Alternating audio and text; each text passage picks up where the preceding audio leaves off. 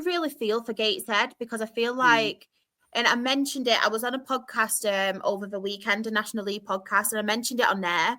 I feel like with Gateshead, because they have such like good up and coming talents, whether it be managerial side of it or whether it be players, because they're so good and they've got a really, really good structure, they're constantly getting poached, aren't they? And going to EFL clubs, which is obviously good, like money-wise for Gateshead. But the fact of them obviously wanting to progress and wanting to keep them players for progression, it must be so hard for Luke.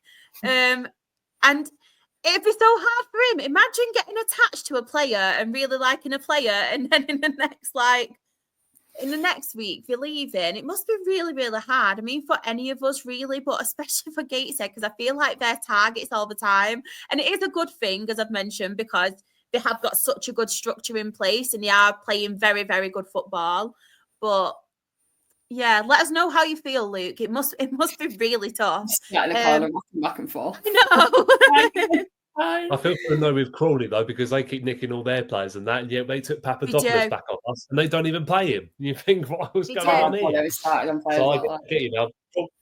Yeah, Crawley are not in my good books as well at the moment either, Luke. So don't worry about that.